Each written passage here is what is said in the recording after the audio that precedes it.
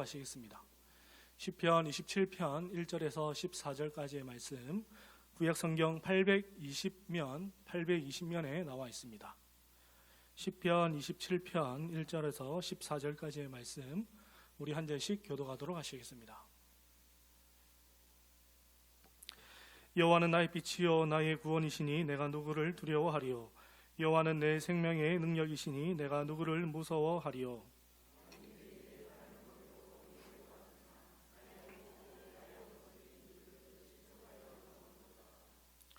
군대가 나를 대적하여 진칠지라도 내 마음이 두렵지 아니하며 전쟁이 일어나 나를 치려 할지라도 나는 여전히 태연하리로다.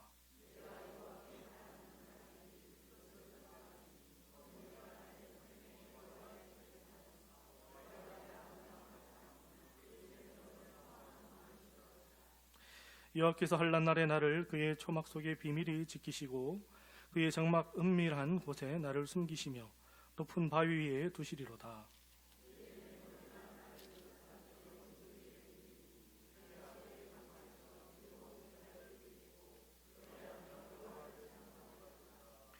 여호와여, 내가 소리 내어 부르짖을 때에 들으시고 또한 나를 긍휼히 여기사 응답하소서.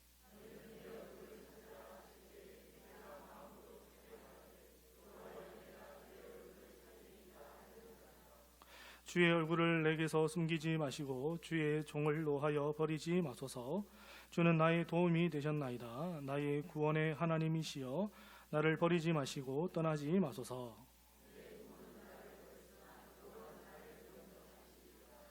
여호와여, 주의 도를 내게 가르치시고 내 원수를 생각하셔서 평탄한 길로 나를 인도하소서.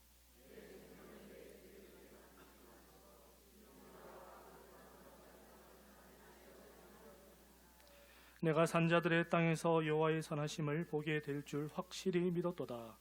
너는 여호와를 기다릴지어다. 강하고 담대하며 여호와를 기다릴지어다. 아멘. 할렐루야. 예, 벌써 3월 달이 되었습니다. 예, 엊그제 송구 영신 예배 드린 것 같은데 벌써 목사님께서 하다 보면 또다시 송구 영신 예배를 하셨는데 예, 정말 그 말이 맞는 것 같습니다. 예. 여러분, 교회가 해야 될 가장 중요한 일이 있다면 그것이 무엇이라고 생각을 하십니까? 교회가 해야 될 가장 중요한 일, 가장 첫 번째 된 일은 바로 하나님을 예배하는 일입니다. 교회의 모든 사역은 예배로 시작해서 예배로 끝을 맺는다라고 할 수 있습니다. 그래서 수련회를 해도 어떻습니까? 예배로 시작해서 예배로 수련회를 마치는 것을 볼 수가 있습니다. 우리가 하는 전도, 봉사, 헌금 모든 시작은 예배이며 그의 완성 또한 예배로 완성됩니다. 여러분, 하나님께서 이스라엘 백성들을 애굽에서 건져내셨을 때에 왜 그들을 건져내신다라고 말씀하십니까? 우리 출애굽기 8장 1절 말씀 함께 제가 나왔습니다. 함께 읽겠습니다. 시작. 모세에게 이르시되 너는 바로에게 가서 그에게 이르기를 여호와의 말씀에 내 백성을 보내라.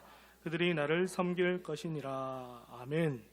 하나님께서 이스라엘 백성들을 애굽에서 건져내신 첫 번째 이유는 바로 하나님을 섬기기 위함이라고 말씀하고 있습니다.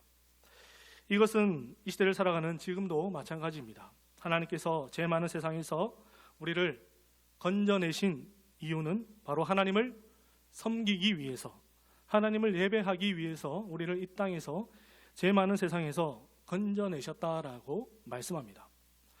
그렇다면 예배는 무엇일까요? 여러분, 예배가 과연 무엇이라고 생각을 하십니까? 영어로 예배는 우리가 잘 아는 것처럼 워십입니다. 워십은 가치라는 단어 월스와 배라는 쉽이라는 단어가 붙어 있는 것을 볼 수가 있습니다. 그래서 해석을 해본다면 인생이라는 배 위에 최고의 가치를 싣고 항해하는 것이라는 것을 알 수가 있습니다. 오늘 우리가 읽었던 시편 27편은 다윗이 쓴 시편입니다. 그리고 이 시편에는 다윗이 그의 평생에 가졌던 단 한 가지의 소원이 무엇인지 우리에게 말씀합니다. 여러분의 소원은 무엇입니까? 오늘 본문의 4절 말씀 함께 읽어보겠습니다. 시작.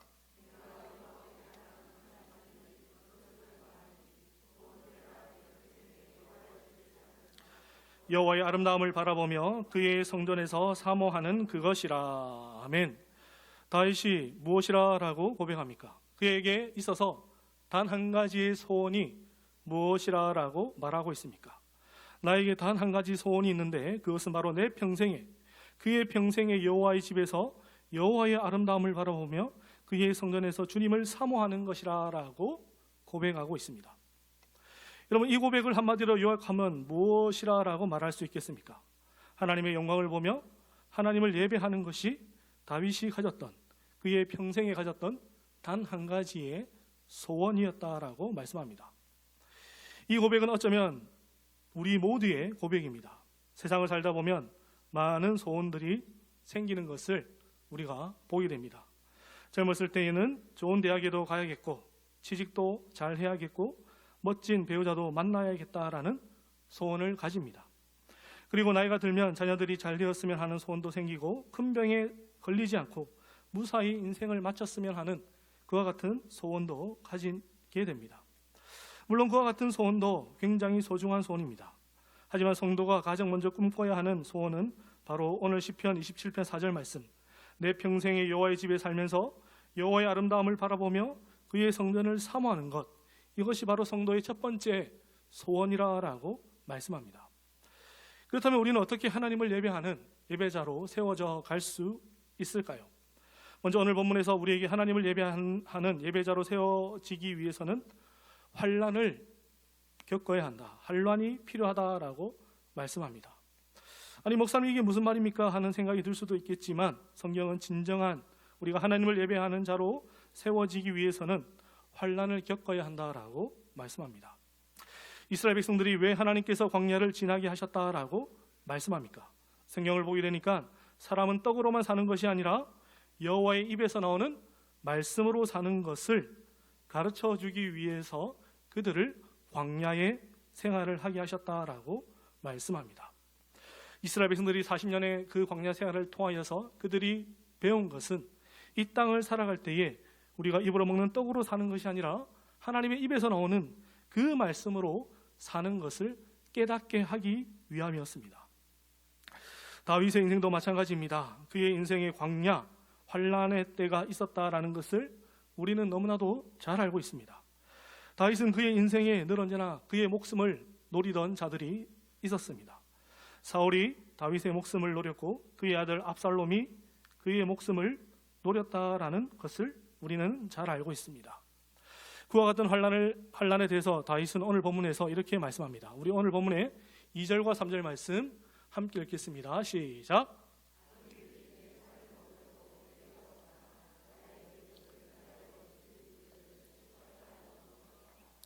군대가 나를 대적하여 진칠지라도 내 마음이 두렵지 아니하며 전쟁이 일어나 나를 치려 할지라도 나는 여전히 태연하리로다. 아멘. 다윗이 지금 당하는 환난에 대해서 무엇이라 표현합니까? 악인들이 내 살을 먹으려고 하는 것 같다. 군대가 나를 대적하여서 진을 치고 나를 둘러싸고 있는 것 같다라고 말씀합니다. 다윗은 그 수많은 전쟁에서, 그의 인생의 수많은 전쟁을 통하여서 군대가 애워싼다라는 것, 군대가 진을 쳐서 자신을 대적하고 있다라는 것이 무엇인지 너무나도 잘 알고 있는 사람이었습니다. 그리고 양을 칠 때에 맹수들이 자신의 살을 노리는 것이 무엇인지 그는 실제로 경험하고 그는 그와 같은 상황이 어떠한 것인지 잘 알고 있었습니다. 우리의 인생도 마찬가지입니다. 우리도 올 한 해 큰 환난 없이 무사히 한 해를 마쳤으면 하는 것이 우리의 마음입니다. 하지만 분명한 사실은 크든 작든 간에 우리의 삶에는 반드시 환난이 찾아온다라는 사실입니다. 그때마다 우리가 놓쳐서는 안 되는 사실은 바로 하나님께서 나를 예배자로 세워 가시구나 하는 믿음만은 놓쳐서는 안 된다라는 것입니다. 그래서 베드로는 우리에게 이렇게 말씀합니다. 우리 베드로 전서 4장 12절에서 13절 말씀 함께 읽겠습니다. 시작.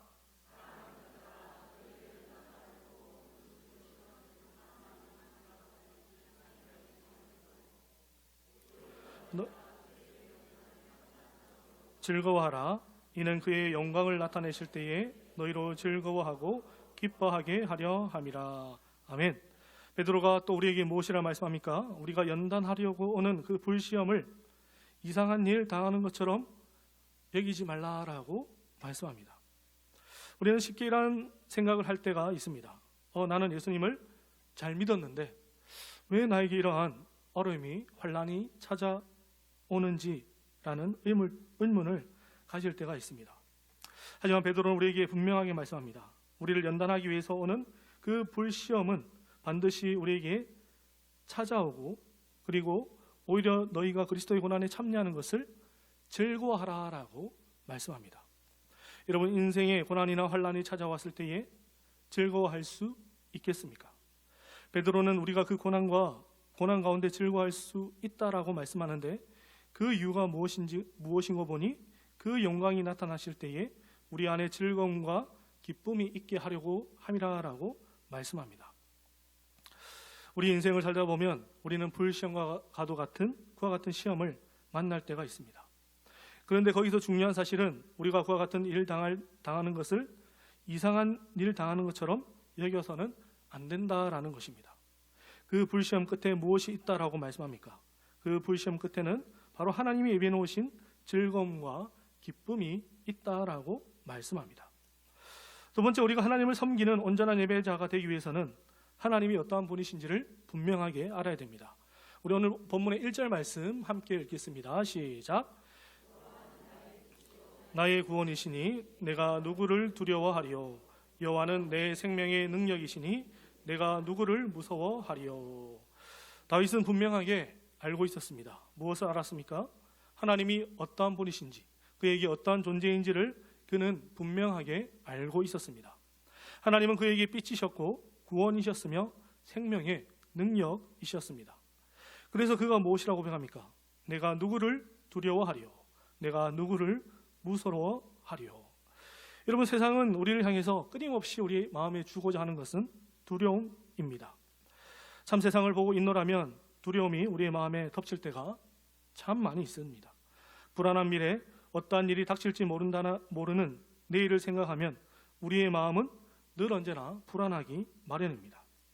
하지만 우리는 그와 같은 세상 속에서 우리의 빛이시며 구원이시며 생명의 주님이신 주님을 먼저 생각하고 바라볼 수 있어야 합니다. 여러분, 고린도서를 보게 되면 사도 바울이 자신의 환상과 계시를 봤다고 하면서 천국을 셋째 하늘이라고 표현하는 것을 볼 수가 있습니다. 여러분, 왜 사도 바울이 천국을 셋째 하늘이라고 표현하였을까요? 신학자들에 의하면 이 셋째 하늘에 대해서 이렇게 말합니다. 첫째 하늘은 우리가 보고 있는 파란 하늘이며, 둘째 하늘은 공중 권세를 잡은 자들이 있는 하늘이고, 마지막 셋째 하늘은 이 둘째 하늘을, 공중 권세 잡은 자들을 발등상 삼고 있는 하나님의 나라이다라고 말하고 있습니다.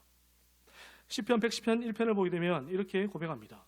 여호와께서 내 주에게 말씀하시기를 내가 내 원수들로 내 발판이 되게 하기까지 너는 내 오른쪽에 앉아 있으라 하셨도다. 사랑하는 성도 여러분, 우리가 세상을 보고 두려워하지 않을 수 이유가 있다면 그것이 무엇입니까?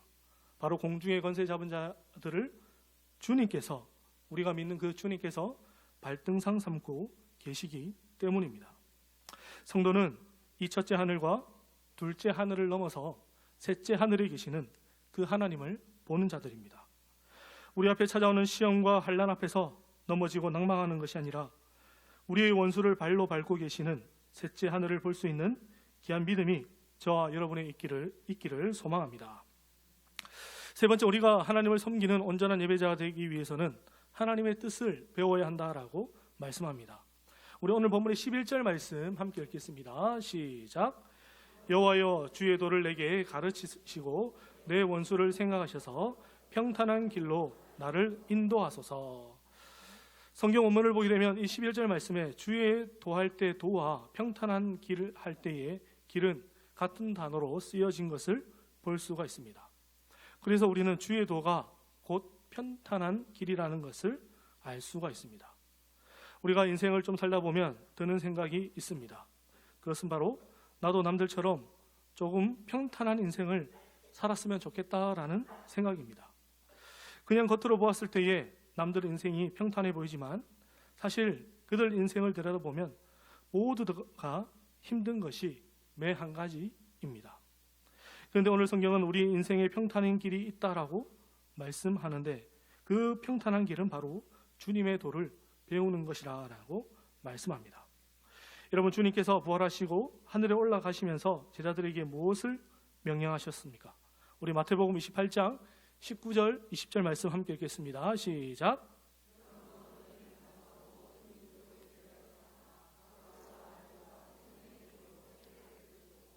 내가 너희에게 분부한 모든 것을 가르쳐 지키게 하라.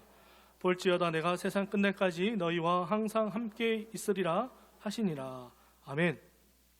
우리가 가서 모든 민족을 제자로 삼아야 되는데 아버지와 아들과 성령의 이름으로 세례를 베풀고 해야 되는 일이 있다라고 말씀합니다. 그것은 바로 내가 너희에게 분부한 모든 것을 가르치라라고 말씀합니다. 여러분, 교회를 한자로 풀어보면 어떠한 뜻인지 아십니까? 교회는 가르칠 교자에 모일 해자입니다. 그러니까 교회는 모여서 하나님의 말씀을 배우는 곳입니다. 여러분, 인생의 정답, 인생의 평탄한 길이 바로 이 성경 속에 담겨져 있습니다. 그런데 우리의 현실은 어떻습니까? 참으로 인간은 어리석게도 성경에서 답을 있는 줄 알면서도 세상에서 답을 찾을 때가 참 많이 있습니다. 다윗은 시편 119편에서 이렇게 고백합니다. 우리 시편 119편 105절 함께 읽겠습니다. 시작. 주의 말씀은 내 발의 등이요 내 길의 빛이니이다. 아멘. 이 어둠으로 가득 찬 이 세상 가운데 내 발의 빛이 되어주는 것이 있다면 그것은 바로 하나님의 말씀입니다. 성도는 말씀이라는 빛으로 인생의 길을 걸어가는 자들입니다. 오늘 우리는 무엇으로 우리의 인생을 걸어가고 있습니까? 우리 모든 성도님들은 주의 말씀을 내 길의 빛으로 삼아서 인생의 길을 걸어가시는 복된 성도님 되시기를 주님의 이름으로 축복합니다. 마지막 네 번째, 우리가 하나님을 섬기는 온전한 예배자가 되기 위해서는 기다림이 있어야 한다라고 말씀합니다. 우리 오늘 본문의 마지막 절 14절 말씀 함께 읽겠습니다. 시작. 기다릴지어다 강하고 담대하며 여호와를 기다릴지어다. 아멘. 오늘 시를 다윗은 마무리하면서 자신을 향해 너는 여호와를 기다릴지어다 강하고 담대하며 여호와를 기다릴지어다 하면서 시를 끝맺고 있습니다. 우리의 믿음과 뗄 수 없는 것이 있다면 그것은 바로 기다림, 인내입니다. 성경에 나오는 수많은 믿음의 사람들이 기다림의 시간을 가졌다라는 것을 우리는 너무나도 잘 알고 있습니다. 아브라함이 아들 이삭을 낳을 때까지 25년이라는 세월을 기다려야만 했었습니다. 요셉도 마찬가지입니다. 요셉도 하나님께서 보여주신 그 계시가 이루어지기까지 무려 20년이라는 넘는 세월을 기다려야 했었습니다. 모세도 마찬가지입니다. 그는 하나님께 붙들림 받아 하나님의 사자로 사용받기까지 광야에서 40년을 기다려야 했었습니다. 오늘 시를 쓰고 있는 다윗도 마찬가지입니다. 다윗도 사무엘에게 기름 부음 받고 왕이 될 것이라 하였지만 그 이후에 20년 이상의 세월을 사울로부터 도망 다니는 세월을 기다려야 했었습니다. 사랑하는 성도 여러분, 믿음의 시작은 인내이며 인내를 통하여서 열매를 맺습니다. 유다서를 보게 되면 이와 같이 우리에게 말씀합니다. 하나님의 사랑 안에서 자신을 지키며 영생에 이르도록 우리 주 예수 그리스도의 긍휼을 기다리라. 하나님의 사랑 안에서 자신을 지키며 영생에 이르도록 우리 주 예수 그리스도의 긍휼을 기다리라라고 말씀합니다. 지금 당장 내 인생의 긴 어둠의 터널을 지나고 있는 것 같더라도 유다는 하나님의 사랑 안에서 우리의 자신, 우리의 믿음을 지키며 우리를 향해 우리 주 예수 그리스도의 긍휼을 기다리라라고 말씀합니다. 여러분, 다윗에게는 믿음이 있었습니다. 그에게는 어떤 믿음이 있었을까요? 기다리면, 인내하면 내가 이루는 것이 아니라 하나님께서 이루신다라는 믿음이 있었습니다. 그래서 다윗의 삶을 보게 되면 그는 절대 하나님보다 앞서지 않는 것을 볼 수가 있습니다. 우리에게도 다윗과 같은 믿음, 하나님보다 앞서지 않는 믿음이 있기를 소망합니다. 말씀을 맺겠습니다. 우리는 오늘 말씀을 통하여서 교회는 예배의 공동체라는 사실을 알게 되었습니다. 그리고 우리가 하나님을 예배하는 온전한 예배자가 되기 위해서는 환난을 만나야 하고 하나님이 어떤 분이신지 알아야 하며 주의 도를 배워야 하고 기다림이 있어야 한다라고 말씀하였습니다. 오늘 본문을 보게 되면 다윗은 그에게 확신이 있었다라고 말씀합니다. 그의 믿음이 무엇이라고 고백합니까? 우리 오늘 본문의 13절 말씀 함께 읽겠습니다. 13절입니다. 함께 읽겠습니다. 시작. 내가 산자들의 땅에서 여호와의 선하심을 보게 될 줄 확실히 믿었도다. 아멘. 여러분 무엇을 믿었다라고 고백합니까? 내가 산자들의 땅에서 여호와의 선하심을 보게 될 줄을 믿었다라고 고백합니다. 우리의 삶이 이와 같은 믿음의 고백이 되기를 소망합니다. 여러분 우리가 하나님께서는 결국에 산자들의 땅에서 생명을 소유한 자들의 땅에서 하나님의 선하심을 보게 하실 줄 믿습니다. 이와 같은 믿음을 가지시고 끝까지 인내하시고 승리하시는 복된 성도님 되시기를 주님의 이름으로